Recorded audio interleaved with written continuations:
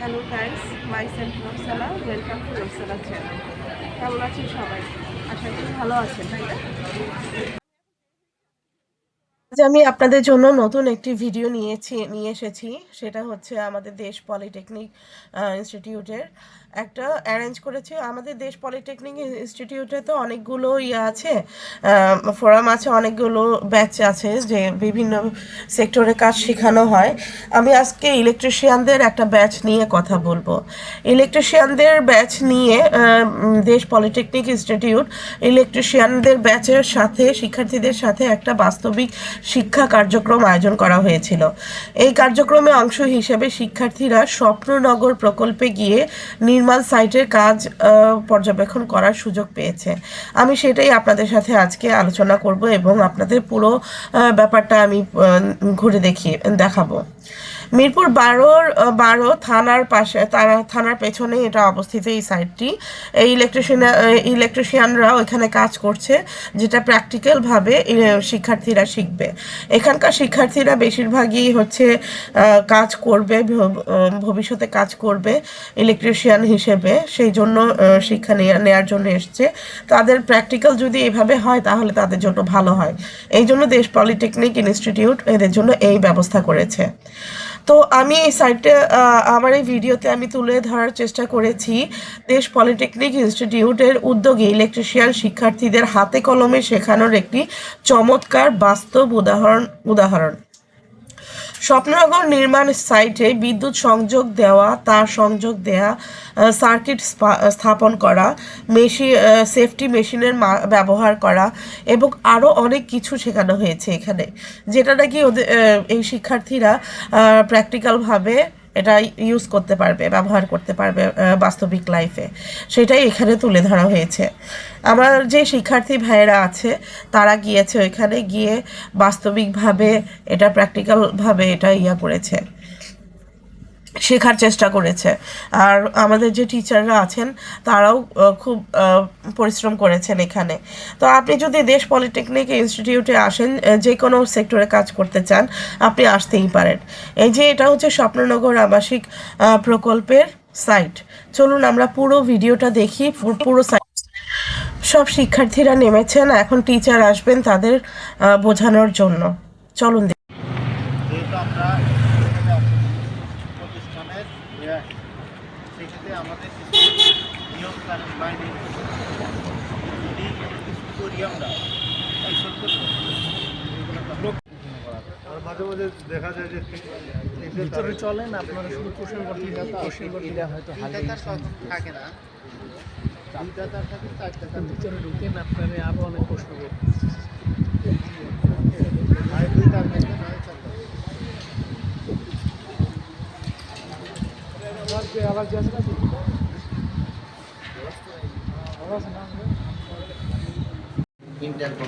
Intercom থাকবে, dish line থাকবে, আর হলো আপনার যেই ইন্টারনেট আছে সেটা থাকবে।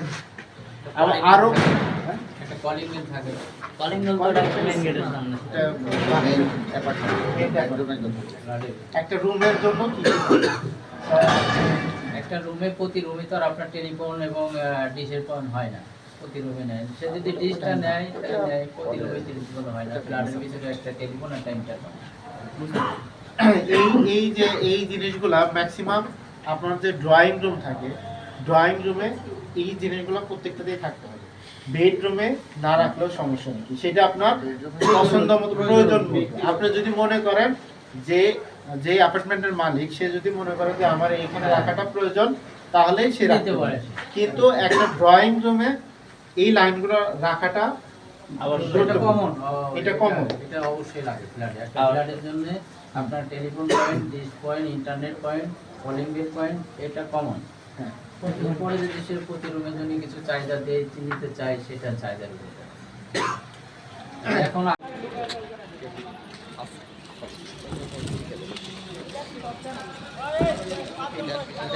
এটা ভিডিও করতে হবে, ভিডিও করে এই সবাই এদিকে থাকেন।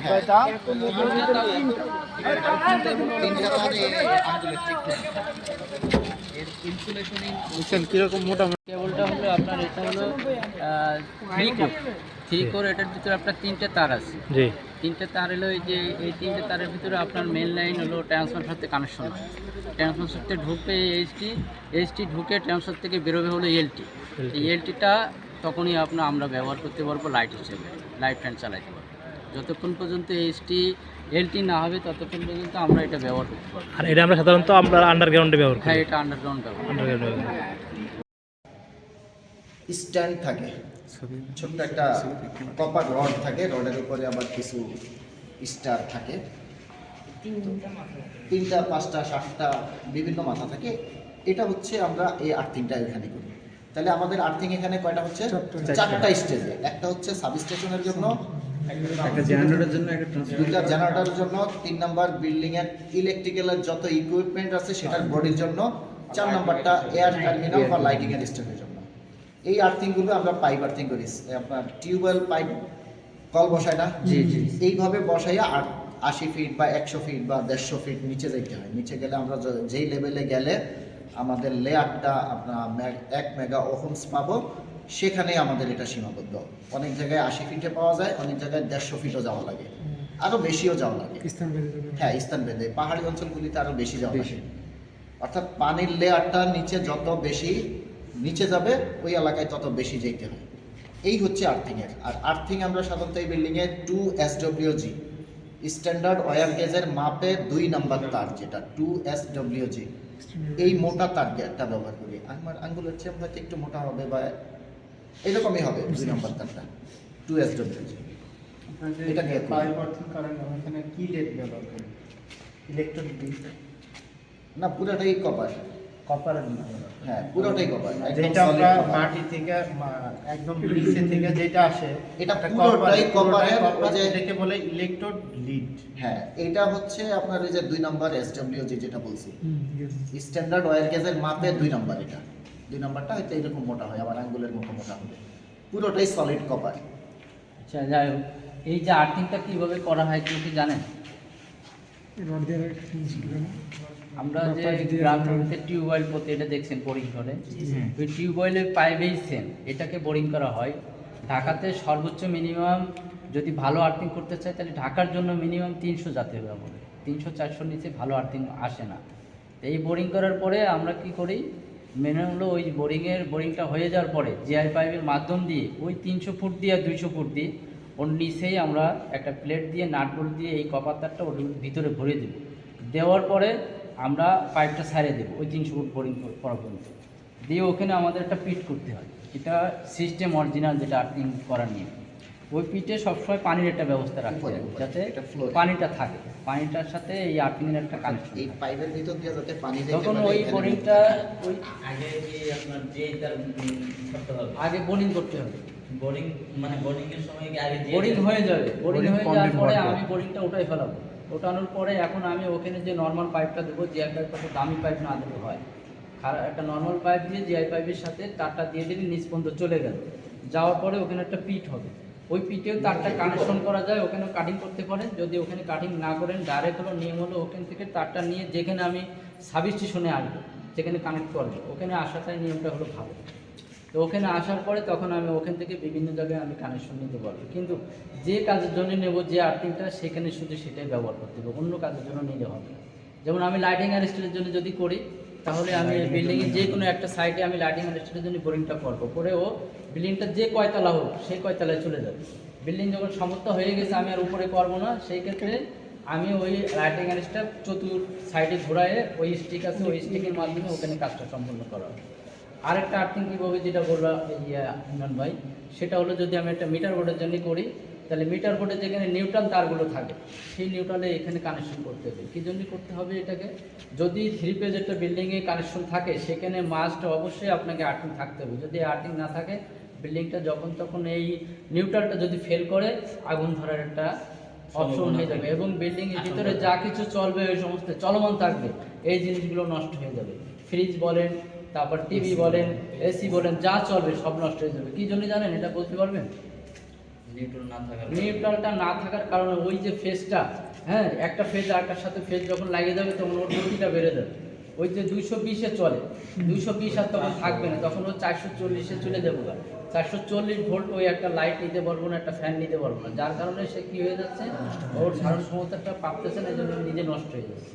যেমন এই কিডনি হসপিটাল আছে, এর পাশে যখন আমাদের প্রিন্টিংটা চলমান হয়, একদিন ঝড়ের কারণে জন্য নিউট্রালটা ফেল করছিল, তখন একটা কম্পিউটার নষ্ট হয়ে গেছিলো, একটা টিভি, কিন্তু আমি দীর্ঘ 2-3 ঘন্টা পরে ওই রোগটা আমি ধরতে পারছি।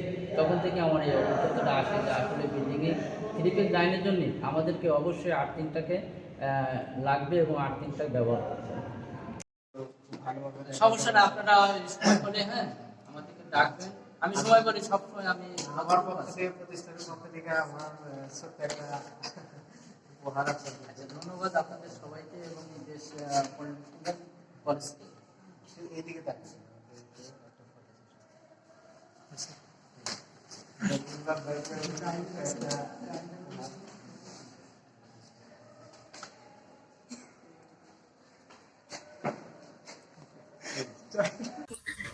এইভাবেই দেশ পলিটেকনিকের ইনস্টিটিউটের টিচাররা সব শিক্ষার্থীদের মাঝে শিক্ষা বিতরণ করেছেন, সবাইকে বোঝানোর চেষ্টা করেছেন কিভাবে কাজ করতে হয়, কিভাবে করতে হয়, সাইটটাতে বিভিন্ন সাইট ঘুরিয়ে ঘুরিয়ে তাদেরকে বোঝানোর চেষ্টা করেছেন। এবার প্র্যাকটিক্যালভাবে কাজটা করানোর জন্যই কিন্তু দেশ পলিটেকনিক এত এগিয়ে গেছে, এখানকার শিক্ষার্থীরা ভালোভাবে কাজ করতে পেরেছে। আপনারা যদি চান বিভিন্ন ট্রেডে এখানে শিখার জন্য আসতে, তাহলে আপনি দেশ পলিটেকনিকে আসতে পারেন। আমি দেশ পলিটেকনিকের পুরো অ্যাড্রেসটা আমি আমার ডেসক্রিপশন বক্সে দিয়ে দিচ্ছি। ভালো থাকবেন সবাই, নেক্সট ভিডিও দেখার জন্য ওয়েট করবেন। আসসালামু আলাইকুম।